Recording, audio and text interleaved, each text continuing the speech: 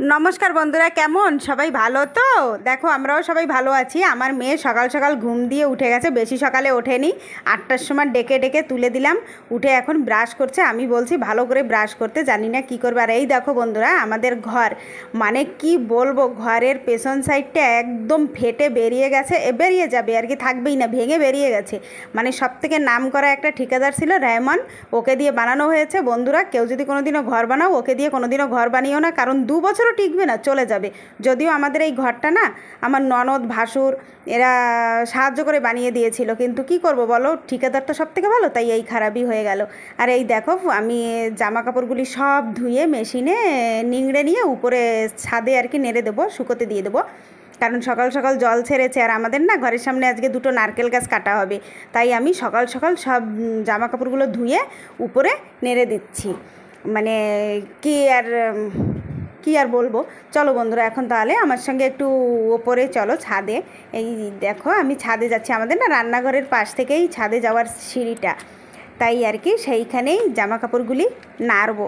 চলো আমার সঙ্গে একটু ছাদে গিয়ে আর কি ঘুরে আসবে। আর ভিডিওটা তো আমার একারই করতে হয়, আমার তো ভিডিও করার জন্য কোনো লোক নেই, তাই আমি কি করব, জায়গায় জায়গায় ফিট করে করে রেখে রেখে তারপরে আমার ভিডিওটা করতে হয়। আর ওই দেখো আমার ভাসুর, বড় ভাসুর ওই পাশ থেকে হাঁটাচলা করছে, ছোটো ছোটো মতো কিন্তু দেখা যাচ্ছে। মানে উঠোনে হয়তো গোবর টবর দিচ্ছে আমার যা, তাই আর কি উনি পাশ থেকে হাঁটাহাঁটি করছে, আমাদের এখান থেকে দেখা যায়। আমাদের একদম মানে ঘরের সঙ্গে এই ঘর বললে চলে। দেখো, যাই হোক বন্ধুরা, আমি তাড়াতাড়ি করে জামা কাপড়গুলি সব শুকোতে দিয়ে দিচ্ছি, কারণ আমার মেয়ে যাবে আজকে মুরগান মন্দিরে, সকালবেলা যাবে। প্রত্যেক শুক্রবার বিকেলে যায়, তবে আজকে ওর দিদি কোথাও যাবে বিকেলে, তাই ওর দিদি বললো সকাল সকাল চল, তাই সকাল সকালই যাবে। ওর দিদি তো পুজো পার্বণ দিয়ে নিচ্ছে, আর আমার মেয়ে ঘরে বসে কি করছে বলতে পারবো না, আমি তো ওপরে আছি। আর ও কি করছে জানি না, তাই আর কি গিয়ে এখন বলতে হবে চান করতে, কারণ ওর দিদির পুজো হয়ে গেছে, ও চান করে নেবে। ও আজকে সকালে পুজো দেবে না, কারণ আজকে না আমার ঘর দুয়ার সব পোছা টোছা লাগাতে হবে, তারপরেই আমি ঠাকুরের বাসনপত্র ধোবো, তারপরে গিয়েই আর কি পুজো দেবে। কারণ আজকে আমরা শুক্রবারে ঘট বদলি করি, মানে ঘটের জলটা বদলি করি শুক্রবারে আর কি, তাই আর কি সব কিছু আমি করে দেবো। তো ছোটো মানুষ অত কিছু করতে পারে না, আমাকেই করে দিতে হবে। চলো এখন নিচে গিয়ে একটু মেয়েকে রেডি টেডি করে দিই, কারণ ও যাবে। আর আমি তো কি বলবো, অত মানে মেকআপ করাতে পারি না, সিধা কথা, আমি মেকআপ করাতে পারি না। কিছু আর আড্ডু আড্ডু কিছু আর কি শিখেছি। এই দেখো আমার মেয়ে এখন চান করতে যাচ্ছে, আমি বলার পরে চান করতে যাচ্ছে। ওর দিদি কিন্তু ওইদিকে রেডি হয়ে গেছে হয়তো, এ এখন চান করতে যাচ্ছে। আমি এদিকে ডাল ভাত রান্না করে নিয়েছি, বলেছি খেতে, বললো না মা আমি এখন খাবো না, পুজো দিয়ে আসি, কারণ সকালেই যখন পুজোতে যাচ্ছি তাহলে পুজো দিয়ে আসি। এই দেখো মেয়েকে আমি জামার ফিতেটা বেঁধে দিলাম, এখন একটু রেডি করে দিচ্ছি। বলছিলাম, জিজ্ঞেস করছিলাম ফেস পাউডারটা লাগাবি, বললো না ওটা লাগাবো না, তুমি আমাকে শর্টকাটে করে দাও।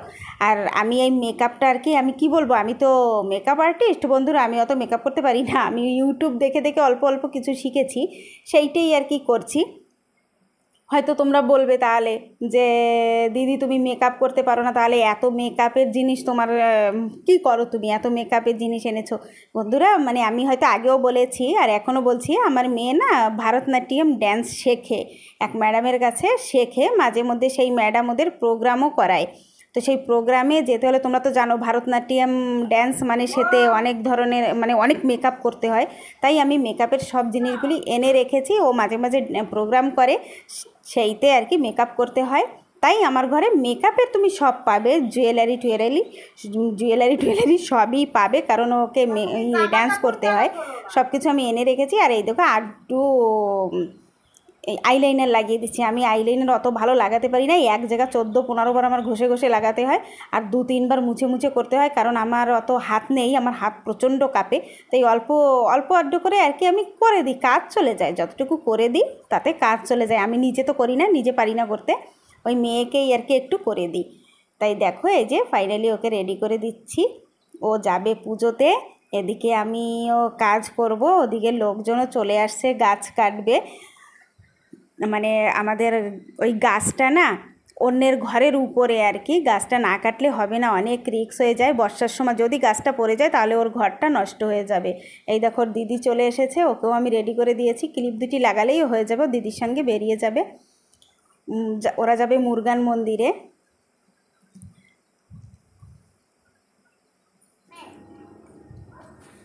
মাইয়া দেখো বন্ধুরা, এই যে ওর দিদি চলে আসছে, ওর দিদির সঙ্গে যাচ্ছে আর কি পুজো দিতে। সকাল সকালই যাচ্ছে, জলদি জলদি যাচ্ছে, জলদি জলদি চলে আসবে, কারণ রাস্তার উপরে গাছ দুটো কাটবে, তার আগেই ওরা আবার ফিরে আসবে। তার জন্যই ওরা আরও জলদি করেছে, জলদি যাচ্ছে। এই দেখো চলেও এসেছে পুজো দিয়ে। দেখো 1 প্যাকেট ম্যাগি নিয়ে এসছে। ও তোমাদের হয়তো বলেছি ওর ম্যাগি খেতে বারণ আছে, তবু আমরা কি করি, মাসে 1টা প্যাকেট খাওয়াই, কারণ বাচ্চা মানুষ তো একদম না খেয়ে তো পারে না, তাই 1 প্যাকেট ম্যাগি খাওয়াতেই হয়। আর এই দেখো, যাই হোক চলে এসেছি এখন নারকেল গাছ কাটে সেইখানে। আমার বর কি করেছে, ওই পঞ্চায়েত দিয়ে একটা রশি নিয়ে আসছে বন্ধুরা, বিশাল বড় রশি প্রয়োজন, কারণ এই দেখো তোমাদের দেখাচ্ছি। এই দেখো ঘরের উপরে নারকেল গাছটা যদি পড়ে, এমনকি নারকেলও যদি পড়ে, ওর ঘরের অনেক ক্ষতি হয়ে যায়, অনেক ক্ষতি হয়। তাই আমরা ভাবলাম গাছ কেটেই দিই।